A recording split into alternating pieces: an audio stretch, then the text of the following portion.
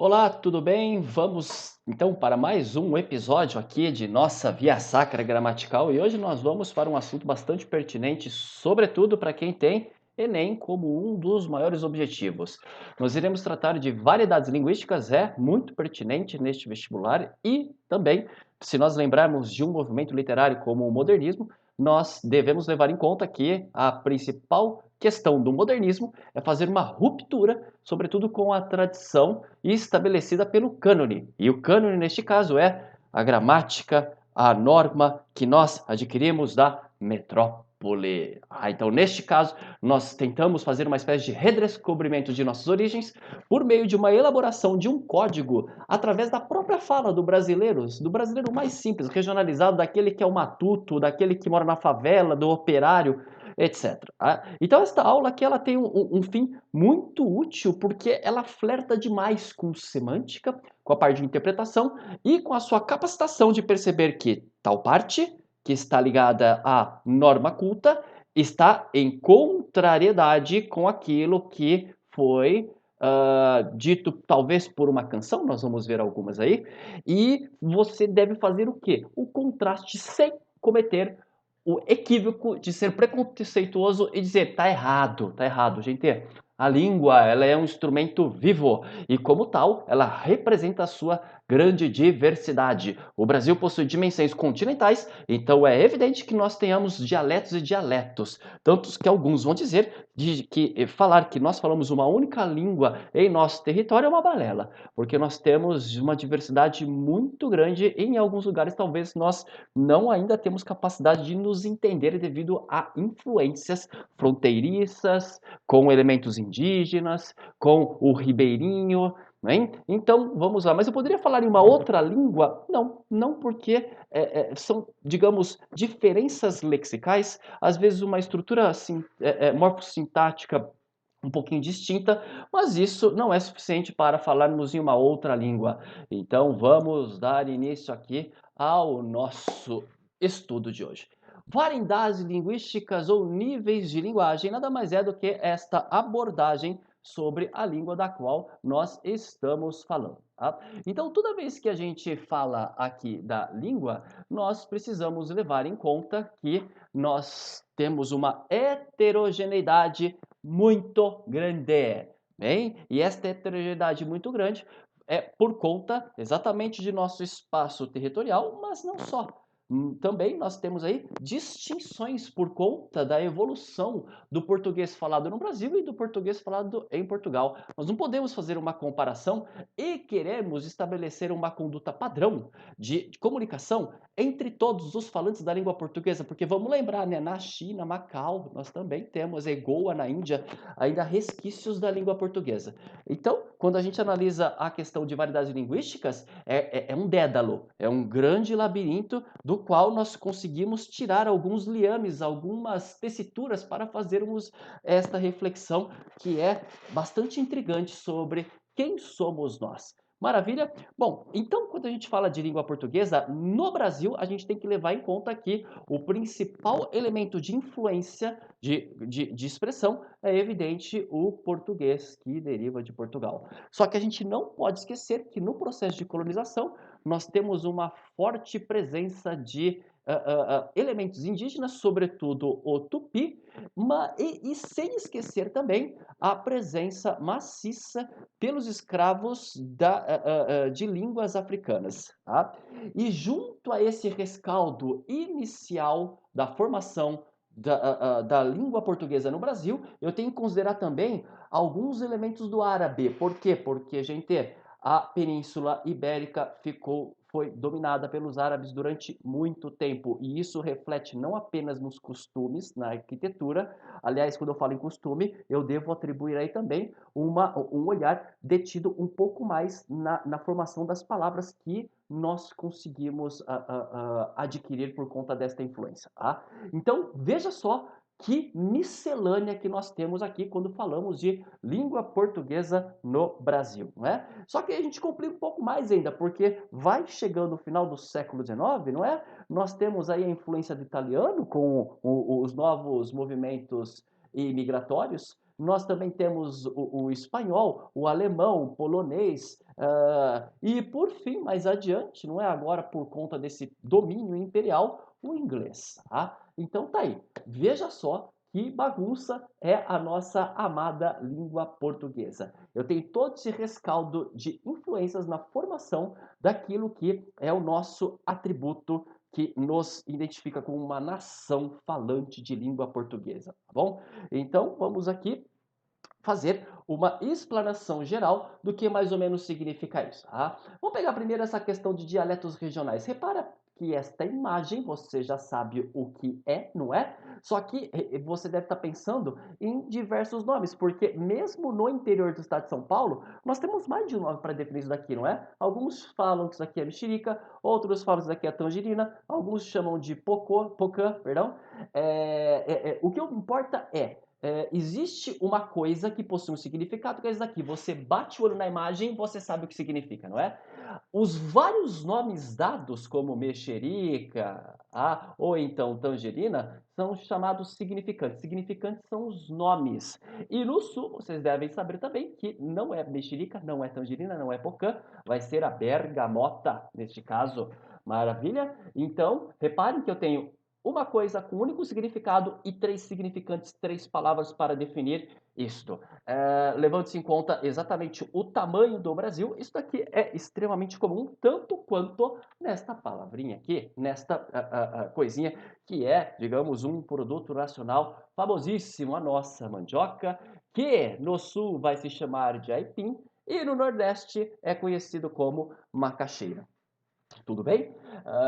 É interessante notar o quanto que, às vezes, as palavras elas adquirem uma carga semântica nova. Daqui a pouco eu vou falar sobre isso, a respeito de algumas palavras que passam a ter um sentido novo diante de uma nova realidade. Por exemplo, quando já faz um tempo que se você quisesse dizer que alguém era muito chato, você falava que a pessoa era um mala, não é? Mala, e muito mais chato, mala sem alça. Repare então que neste caso, mala significava uma coisa e passou a significar outra. Isso é normal. A língua, ela é viva. E geralmente nós observamos alguns movimentos nacionalistas que tentam conter o inimigo estrangeiro que vai contaminar o nosso idioma. Gente, isso é uma bobagem tão grande. Né? Às vezes o nacionalismo quer evitar algumas coisas como delivery, 50% off. Tá? Eu até concordo um pouco, apesar de vou ser sincero, não me preocupo não, tá? Eu simplesmente vejo, eu assisto a isso com um olhar neutro, meio que de um olhar de observação científica. A vida e a língua, elas se dão, elas acontecem. E o que nós precisamos fazer é observar. Ah, mas eu acho feio. Olha, a barata é feia. E a biologia não ignora a barata. E o feio, você diz de algumas expressões de linguagem de determinados lugares, às vezes o que você acha revela mais sobre si mesmo do que sobre os que falam tal língua, tá? Presta atenção nisso aí. Ah, e esse aqui é um caso, né, que vai ser instaurado um processo no STF, não é? A nossa bolacha, alguns cometem a heresia de chamar de biscoito, por favor. Ah, tô brincando. Gente, então reparem que neste caso nós temos estas variantes e isso é variedade linguística. Tudo bem? É lógico que agora eu vou para um outro nível, que é a parte também aqui bastante lúdica, não é? Com uma certa irreverência, em relação a sotaques. Se nós observarmos, aliás, perto mesmo de nós aqui, você não precisa nem andar num raio de 100 quilômetros, o quanto que as pronúncias sofrem modificações, não é? O porta, não é? Pode ser pota ou porta, não é? Isso daqui é porteira, puteira, porteira, enfim, cantor, cantor, tá? Ou então carne, carne. Se você for em alguns lugares do Paraná, por conta da influência germânica, as pessoas fazem churrasco. Esse churrasco é por conta exatamente, né, daquela bagunça que eu fiz a respeito do que é a expressão da língua portuguesa. Tá aí. Uma outra brincadeira final. O povo que mais chia é o carioca. Tá? Pronuncia isso aí no carioquês. Esqueci o isqueiro da esquina da escola, é mesmo, não é? Então aqui, pessoal, se vocês observarem, Tudo isso aqui faz parte de distinções regionais de como nós usamos a nossa querida língua portuguesa, hein? Vamos então continuar aqui e observar quais são os tipos de variações linguísticas. Nós estamos vendo aqui a geográfica, não é? Como que as pessoas falam no sul, como que elas falam no Rio, como que elas falam mais no Nordeste, como que elas falam no interior. Ou então ela pode ser histórica, é evidente que o uso do português hoje não é o mesmo uso que de 30 anos, que não é o mesmo uso de 50 ou 100 anos. E a gente vai ver o quanto que pode haver modificações no tempo na expressão. Um exemplo clássico é o vossa mercê, não é? Vossa mercê, que vira vós mercê, que vira vassuncê, que vira suncê, que vira ocê, que vira cê, não é? Que hoje é simplesmente cê. Você tá bem? Você vai sair hoje? Você fez tarefa? Então tá aí. Essas são as nossas diferenças históricas a respeito do uso da língua portuguesa. A tendência da língua, ela é sempre evolutiva. Eu sempre digo que talvez quando nós estudemos os regimes políticos, eles nem sempre têm uma ascensão em termos de melhorias, de bem-estar para a população. A língua não. A língua ela sempre melhora. Ah, mas eu acho feio da maneira como nós estamos falando. Mas a economia é um dos principais elementos para que nós observemos o quanto que esta língua ela está, de algum modo, evoluindo. Maravilha? Falar pouco, falar menos e dar mais informação é um grande passo que a gente sempre tenta fazer. Nós temos diferenças sociais evidentes, não é? A classe média, a classe mais ilustrada, os estratos mais humildes da sociedade possuem, evidentemente, um dialeto próprio, uma norma que, embora não seja gramatical, possui sim regras. Hein? Não vá achar que é uma bagunça completa, porque não é não. Existe sim um fundamento na maneira como as pessoas mais simples se expressam. E a fala e a escrita que acabam sendo mais ou menos essa brincadeira social. Só que agora aqui eu tenho uma questão que é, quando eu falo, eu nem sempre me policio a respeito daquilo que eu estou falando. É evidente, porque eu estou mais preocupado com a informação e com a comunicação. Enquanto que quando nós estamos escrevendo, eu tenho depois o tempo de releitura, o tempo de revisão, ou então de lapidação lexical. Você evita, não é, palavras que estão se repetindo, busca um sinônimo, ou você pega, digamos, o jargão da área e aplica. Se você vai fazer um texto voltado para a computação, é evidente que a linguagem não vai ser o mesmo texto em que nós usamos em genética. Então, esse tipo de linguagem escrita acaba sofrendo aí um distanciamento muito grande da fala, não é? E eu falo que é por isso que às vezes é tão difícil a língua portuguesa, porque a maneira como nós falamos no nosso dia a dia e a maneira como nos é pedido para que nós escrevamos tem um abismo no meio separando. E o que a gente tenta fazer aqui ao longo do processo de ensino é que nós possamos compreender que a linguagem escrita ela deve ser respeitada de acordo com a gramática normativa. A fala não, né, pessoal? A fala não. Eu mesmo, sendo professor de gramática, tenho dificuldade em falar. Eu a vi ontem passando pela rua, eu vi ela. Não é? Eu encontrei eles passando também ali na rua. Bem, eu os encontrei, olha, eu os encontrei. Repara que é até difícil de falar eu os encontrei. Parece mais o português de Portugal. Tem muito a ver, pessoal, com o movimento mandibular. Nós criamos uma conexão muscular que faz com que nós tenhamos uma facilidade de falar tais palavras. E em boa parte do caso, elas são paroxítonas, bem? Por conta desta facilidade fonética e da disposição do modo como nós falamos. Maravilha. Uma brincadeira aqui, tá? Olha as diferenças geográficas. Repare aqui no mineirês. O mineirês, ele costuma, não é, comer palavras. Então, que de carne, eu acho que você já sabe o que significa, não é? Deve ser, é evidente aqui 1 quilo de carne. Ou então aqui passado, não é? Eu gosto de fazer uma brincadeira. É sábado passado, não é? Ou então aqui, tires daí, vai ser o tira isso daí. Maravilha? Então, isso daqui é também uma característica de uma região que nós temos no Brasil, e é evidente que cada uma tem o seu processo de linguagem, o seu processo de formação através de um sotaque que tem raiz e explicação na história. Tá? Se nós pegarmos boa parte do processo imigratório, por exemplo, no exterior do estado de São Paulo, a gente vai perceber que existe uma forte influência italiana. Eu vou falar no caso de São Carlos, porque eu sou daqui e eu já vi esse estudo. Eh, Em São Carlos, as pessoas não falam leite, falam leite. Tá? Ah, de dia eu estava fazendo outra coisa, mas isso já está meio que morrendo, tá? Por conta exatamente das novas influências das gerações vindouras. Os povos mais antigos, hein, eles falavam desse jeito, o ti, bi. Ah, é muito interessante isso porque é algo único e uma estudiosa, uma linguista, percebeu que devido a uma determinada migração de um lugar da Itália, eu não vou lembrar onde que é, tá? Mas acho que é mais para o norte, de um, de um povoado, criou essa influência desse tipo de sotaque, desse tipo de pronúncia, que é o São Carlês, digamos assim. Tudo bem? Bom, então tá aí. Dá uma olhada nessa música.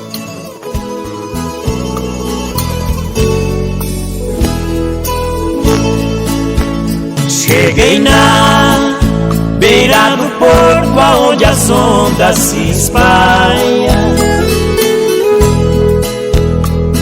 As garças dão meia volta e sentam na beira da praia. E o cuitelinho não gosta que o botão de rosa caia.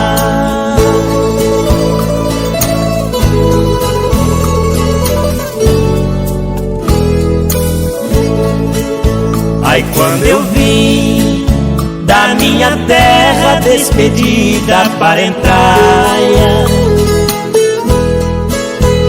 eu entrei no Mato Grosso, dei em terras paraguaias. Lá tinha revolução, enfrentei forte batalha.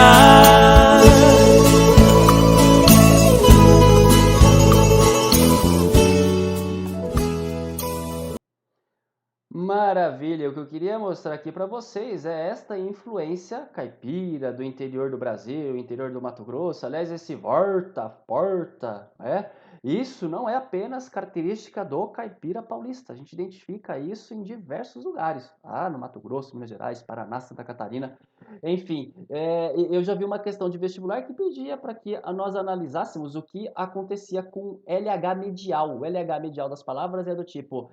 Aqui, ó, o espalha vira espaia, parentalha, vira parentaia, batalha, bem? Então, repara que é suprimido, ele é eliminado e entra a vogal I neste caso, não é? Uma outra coisa típica do falante do Brasil, quase que geral, é as garças, não é? Os homens, as coisas não tão boa. Repara, a gente só coloca o plural no primeiro elemento, a gente já entende que está tudo no plural. E vamos pensar em termos econômicos, não é melhor? Não é?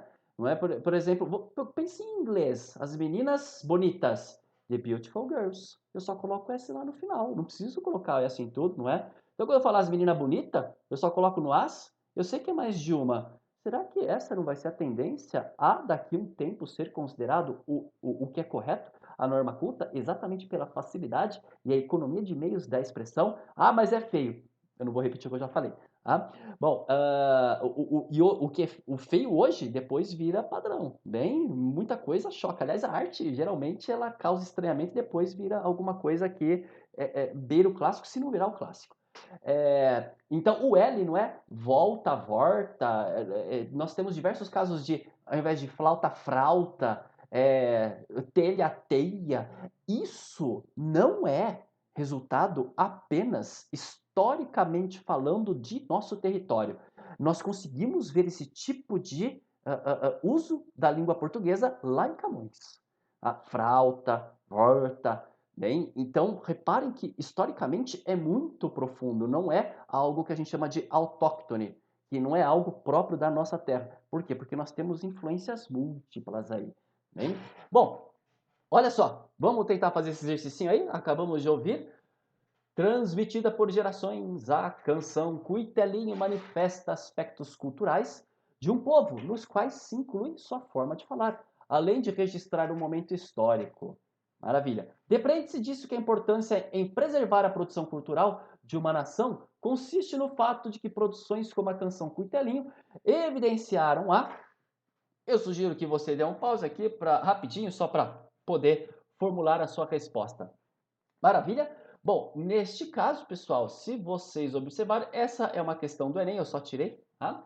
Aqui no caso, por ser uma questão do Enem, nós vamos até por exclusão. A alternativa correta, neste caso, é a alternativa C, formação da identidade nacional por meio da tradição oral. Recriação da realidade brasileira de forma ficcional? Não, é recriação da realidade brasileira por meio dos costumes de uma época.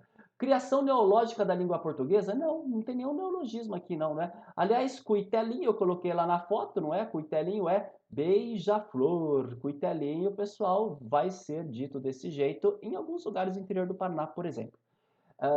Incorreção da língua portuguesa que é falada por pessoas do interior do Brasil. Gente, esse papo de falar incorreção da língua portuguesa, cai fora disso daqui. Quando eu digo incorreção, eu estou julgando, beleza? Então tomem cuidado, porque se eu estou dizendo que isso aqui é incorreto, eu só estou dizendo que a gramática é correta. Cuidado para aí, porque a gramática é simplesmente uma outra variante, além da regional, além da histórica, além da social. Padronização de palavras que variam regionalmente, mas possuem mesmo significado. Não existe padronização aqui, né, pessoal? A gente está só observando. Aliás, esta canção Cuitelinha, ela é retirada do costume, ela é retirada da tradição oral, não tem autor. Bem, foi recolhido por um compositor. As variantes históricas são aquelas em que nós percebemos que o uso do português não é mais o mesmo. Eu vou pegar um texto aqui que saiu num jornal do século XIX a respeito, como vocês podem ver, de um escravo que fugiu. Agora dá uma olhada no tipo de nota, como é feito aqui e como o ser humano é animalizado neste caso, mas eu quero que vocês deem mais destaque ao uso do português, tá? Fugiram da fazenda do tenente-coronel José Luiz Borges, do município do Rio Claro, a 18 de janeiro do corrente ano, olha aqui o ano, pessoal, como que é? Os escravos seguintes, José, preto pouco fala, 25 anos de idade, pouca barba, altura regular, cheio de corpo, tem falta de um dente na frente, uma cicatriz no rosto e outra em um dos braços e 2 sinais, olha como ele escreveu sinais aqui, e 2 sinais de ferida nas canelas com 2 L's. É domador e entende de bolieiro. Não sei o que é isso. José, cabra. Olha isso, né? Até hoje é usado esse termo aqui para definir homem. Pouco pálido, 18 anos de idade, altura menos que regular, boca grande, dentes da frente apodrecidos, testa pequena, bastante ladino, velhaco. Velhaco, espertalhão, tá? Ladino aqui não é um termo lisonjeiro. Aliás, é bem depreciativo. Levaram, ou seja, o José de 18 anos e o José de 25 anos, eles levaram 2 cavalos encilhados com sela, sendo um zaino grande com uma estrela na testa e outro alazão touçado à meia clina, que é crina. Suspeita-se que se dirigiram para Franca ou Curitiba, né? Curitiba é o time que escreve com O, agora é Curitiba. Quem os aprender, olha como ele escreveu aqui, aprender, e entregar a seu senhor será bem gratificado. Maravilha, né? Então tá aí, veja tantas diferenças. Olha uma outra notinha aqui, mais por curiosidade. Precisa ser. Aliás, era muito comum aluguel de escravos, né? Alugar uma escrava que saiba cozinhar e fazer os arranjos de uma casa de família. E o moleque para recados na Rua da Princesa na NL. Bem, então veja que interessante esse tipo de notificação que hoje soa até absurdo. Bem? As diferenças geográficas também são fundamentais, como eu já havia falando com a questão do sotaque, a maneira como se fala, não é? Nós também temos aqui a diferença do português do Brasil e do português de Portugal. Dá uma olhada, eu peguei aqui a tirinha do Calvin. A primeira parte aqui, nós temos o uso do português de Portugal. E a de baixo aqui é português do Brasil. Vocês querem ver que sacanagem, gente? Vamos fazer o seguinte, vamos analisar um por um, tá? Não vou comer esta mistela verde, não é? Mistela verde. Eu não vou comer essa coisa verde. E é aqui, até a onomatopeia é diferente. Aqui em Portugal, aqui, lá em Portugal, aqui é yeah. Beleza. Agora vamos lá para a parte que mais me interessa aqui, ó. Boa ideia, Calvi. É um prato de lixo tóxico que te transformará no mutante se o comeres. Se comeres o quê? Se comer o prato de lixo tóxico. Tá? Gente, tá perfeito em termos gramaticais. Não, repara que é uma linguagem informal, é uma linguagem que deve ser coloquial, porque é charge. Se eu for muito formal, vai perder a graça. Então, repara que eu estou imitando a fala e, ao mesmo tempo, eu não estou desrespeitando a gramática. Bem? Então, eu estou querendo dizer com isso que se você tivesse nascido em Portugal, ia ser bem mais fácil aprender a língua portuguesa. Por quê?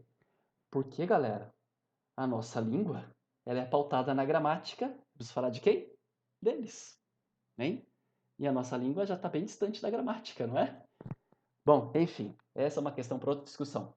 Boa ideia, Calvin. Isso é uma pasta tóxica que irá te transformar em um mutante se você comer. Gente, olha como no Brasil aqui a gente bagunça a segunda com a terceira pessoa. Ti, essa tratamento na segunda pessoa. Você vai para a terceira. A gente faz isso toda hora.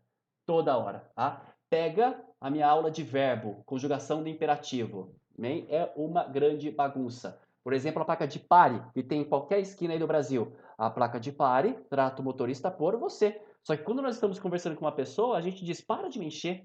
Repara, você trata a pessoa por tu. Ah, então, é uma grande bagunça.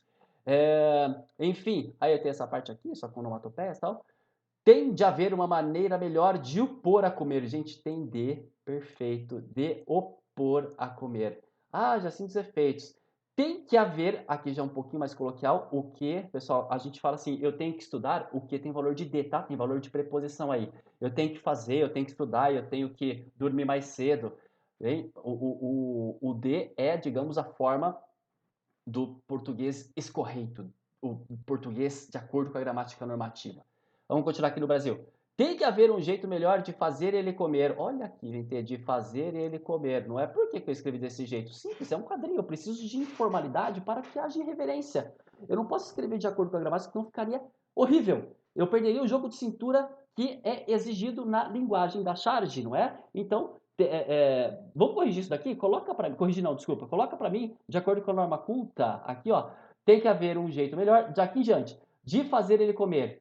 Vai ficar de o fazer ou de fazê-lo comer. Maravilha? Então tá aí, vejam as diferenças então do português de Portugal para o português do Brasil. Maravilha? As diferenças sociais são aquelas que, devido ao nosso abismo social que nos separa dos mais pobres, acaba nos revelando como uma nação extremamente injusta e, por conta disso, nós temos diversos dialetos e o que é mais interessante é que agora a própria Unicamp está trabalhando com isso para que nós possamos ver as diversas influências do português que é falado em regiões menos favorecidas. Tá? E eu faço uma ressalva aqui, vocês não têm ideia de como estes meios em que nós temos uma carência maior, em que boa parte dos casos o tráfico das coordenadas de como que a vida é regida nesse lugar, vocês não têm ideia de como nós adoramos o dialeto desse tipo, através desse uso. Bem, nós vamos ver agora então um trechinho da música do nosso eterno Sabotagem que já faleceu. Vamos então ouvir aí. Hoje choveu, às espraiadas. Polícia sai do pé, polícia sai do pé. Mas mesmo assim ninguém sabe de nada. Polícia sai do pé, que eu vou dar um pega no rap é compromisso, não é viagem, se pá fica esquisito. Aqui sabotagem, favela do Canão, ali da Zona Sul, sim, Brooklyn. Rap é compromisso, não é viagem, se pá fica esquisito. Aqui sabotagem, favela do Canão, ali da Zona Sul, sim, Brooklyn.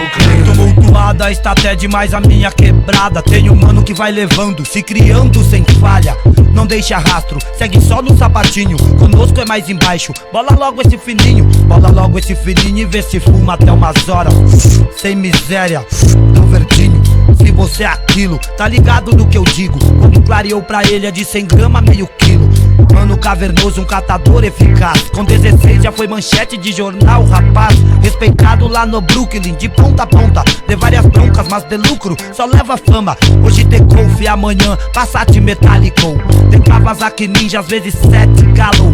exemplo do crime. Eu não sei se é certo, quem tem o dedo de gesso, tromba ele é o inferno. Disse muitas vezes não, não era o que queria, mas andava como queria, sustentava sua família. Vender um barato de campana, algo constante que ele insiste, na responsa não desanda, não pode tomar blitz. Insiste, persiste, impõe que é o piolho. Na zona sul é o terror, ele é o cara do morro. Com a mente engatilhada, o álibi estudava, ao mesmo tempo registrava quem deixava as falhas, dizendo que os manos que foram ficou na memória por aqui. Só fizeram guerra toda hora, acontecimentos vem revela, a vida do crime não é pra ninguém. Enquanto houver desvantagem, só ilude um personagem, é uma viagem, a minha... É isso aí. Bom, eu não sei vocês, mas tem algumas coisas que eu não entendo. Eu não sei, porque é um dialeto muito próprio. E dedos de gesso, sete galos, eu não sei o que é isso.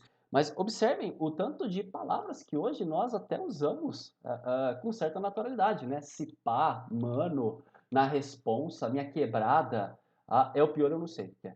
Bom, eu também nunca vi o uso aqui. Mas é interessante notar o quanto que o dialeto desses lugares que estão mais ligados a periferia acabam sendo assimilados por nós depois de um tempo. Não é à toa que nós temos vários fenômenos pop como Anitta que adoram pegar estas influências na música, hein? E nós, aliás, transformamos isso num produto de exportação. Um fenômeno muito grande, só para provar para vocês o quanto que essas expressões desses lugares desprivilegiados, e às vezes nós até olhamos com certo preconceito, o filme Tropa de Elite. O filme Tropa de Elite, ele fez com que nós tivemos uma abundância de frases de efeito que até hoje são usadas. Como, por exemplo, bota na conta do Papa, ou então pede para sair, eu não caí para baixo, parceiro, eu caí para cima, o senhor é um fanfarrão, então senta o dedo nessa pulsa, vocês sabem o que é. Nunca serão, jamais serão. Você não é caveira, você é moleque. Cada cachorro. Meus amigos falam. Cada cachorro que lamba a sua caceta. Essa pica não é mais minha, essa pica agora é do Aspira. Repare então que a palavra pica aqui já mudou o sentido completamente. Eu tive um professor de linguística na faculdade, ele falava uma coisa muito interessante. Ele dizia que a palavra é uma prostituta sempre disposta a um novo cliente. Bem perfeito isso, né? Sempre tem um cliente novo, ou seja, ela sempre adquire significantes diferentes, outros significantes, outras maneiras de chamar aquilo que tem o mesmo significado. Bem? Então, é por isso que eu digo, pessoal, que é importante que caia o Sobrevivendo no Inferno, do Racionais, para que nós observemos como é que essas pessoas estão se expressando.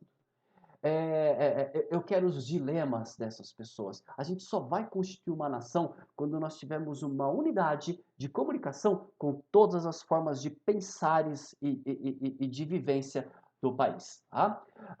E aí, por último, nós temos essa que é o embate entre a fala e a escrita. A fala todos nós dominamos desde muito cedo. Ela possui um conjunto de regras muito próprio, com uma norma, só que nós temos o contraste entre a fala e a escrita, que na verdade é o contraste entre o que é formal, o que é determinado pelos compêndios gramaticais, e o que é informal, não é? O que é coloquial. Então tá aqui, ó, formal. Quando a gente usa o termo formal, nós queremos dizer que faz parte da norma culta, é a gramática normativa, ou a escrita que deve se pautar na gramática. Sua redação ela deve ser escrita de acordo com os compêndios gramaticais. Ou se for o lado da informalidade, em que eu tenho representação da oralidade, do que é coloquial, da linguagem cotidiana. Quando nós estudamos aqui, né, pessoal, a Semana de Arte Moderna, nós sabemos que ela faz um embate muito grande essas duas formas aqui. Tanto que o formal aqui, o que é gramatical, é considerado quase que pernicioso. Por quê? Porque eu devo buscar, na minha expressão artística, a influência genuína do povo. Porque é o povo que fala errado que vai fazer com que a língua portuguesa seja autêntica, simplesmente original. E para tal, eu devo fazer uma espécie de escavação na nossa própria cultura. Há um livro nessa época que é um clássico da antropologia, chamado Casa Grande Senzala, do Gilberto Freire. E o Casa Grande Senzala, do Gilberto Freire, tem uma certa romantização da época da colonização, da questão da miscigenação, não é? É engraçado que, é curioso que Tempos depois, nós temos uma outra vertente aqui do tipo, parece que o Gilberto Freire está fazendo um cântico a essa miscigenação, ao surgimento da raça tipicamente brasileira, e é extremamente nacionalista, não é? Outros vão dizer, peraí, ele está falando disso como um encontro amoroso? Vamos parar, vamos falar as coisas como elas aconteciam de fato? Era estupro. Os escravos, as escravas, eles eram concomitantemente estuprados. Hein? Mas nós temos aqui na Semana de Arte Moderna um nacionalismo exaltadíssimo. Não é à toa que depois surgem dois movimentos, né, opostos, o integralismo e o comunismo. E neste caso aqui é evidente essa busca de brasilidade. E brasilidade como é que eu busco? Não através da influência do português de Portugal, mas através desta influência dos nossos dialetos. Maravilha? Então tá aí. A norma culta vai falar que eu falo, tu falas, ele fala, nós falamos, vós falais e eles falam. Agora, a variante coloquial, olha que coisa linda, gente. A variante coloquial é eu falo, você fala, ele fala, nós fala, a gente fala, vocês falam, eles falam, elas falam. Não é? Gente, eu não sei se daqui a um tempo, se isso daqui não vai dominar, hein? Vocês não acham, não? Eu acho que isso daqui, galera, veio para ficar. É que ainda nós não temos coragem de colocar na gramática, mas isso daqui é de uma economia, galera, de linguagem, né? Nós foi ontem no rodeio, nós falou com a mãe, ela deixou, então é interessante notar o quanto que as coisas passam por modificações, maravilha? E para fecharmos aqui, eu gostaria que vocês fizessem essa leitura do Calvi e tentassem responder. Ela é uma questão típica de variedades linguísticas. Bem, dá um pause aí, tenta resolver que eu já vou na sequência. Vamos aí então, beleza. Gente, vamos ver primeiro o que pede aqui, ó. Nos 3 primeiros quadrinhos, a linguagem utilizada é mais formal. Beleza. E no último, mais informal. Tá. Assinale a alternativa que traga primeiro uma marca de formalidade e depois uma marca da informalidade presentes nos quadrinhos. Então ele quer a alternativa, pessoal, em que eu tenho formal e informal. Vamos ver aqui, gente. Aonde ides? Opa, ele está usando aqui o vós, não é? Eu vou, tu vais, ele vai, nós vamos, vós ides. Então o tratamento aqui é algo extremamente solene, cerimonioso. Aonde ides? Há alguma vilania que ainda não tenhais praticado? Não é? Alguma coisa feia, alguma coisa condenável que você não tenha feito ainda? Vós me julgais mal, não sei aonde vou, o mais inconstante vento tem um destino mais certo que o meu, mas estou decidido a deixar este lugar. Então reparem que a linguagem parece que eu estou lendo Shakespeare, não é? Logo terei notícias do que pretendes, segui vosso caminho, é o que farei. Por que você não muda para um programa onde os atores falam língua de gente? E aí você entende, né? Então ele está editando a fala aqui, sei lá, se é um Dalton Webb aqui, uma novela de época em que se usa o vós. Então, 2 registros em que eu tenho extrema formalidade e depois informalidade, intimidade, aqui, né, pessoal? B, o vós e o você. Deixa eu só fazer uma notificaçãozinha aqui, porque tem um erro aqui de português, tá? Ele usa o ides, tem as, isso aqui é tudo vós, tá? Vós me julgais, maravilha, tá? Beleza. Logo terei notícias do que pretendes. Opa, eles erraram aqui, pessoal. Logo terei notícias do que pretendeis. Ele passou pro tu sem querer. Não é tão fácil manipular tu e vós, né, pessoal? Quando você mexe com essas linguagens mais antigas, pode acontecer de a pessoa acabar cometendo algum pequeno equívoco em relação aí ao uso do português. Maravilha, pessoal. Então, vamos fazer o nosso encerramento. Agradeço muito a atenção de vocês. Esta aula de variedade de linguística é uma aula que eu vou dar continuidade aí com resolução de exercícios e ressalto novamente a importância, sobretudo, para o Enem. O Enem adora esta conversa de variedades linguísticas. Muito obrigado, senhores. Até a próxima. Muita paz, força e coragem.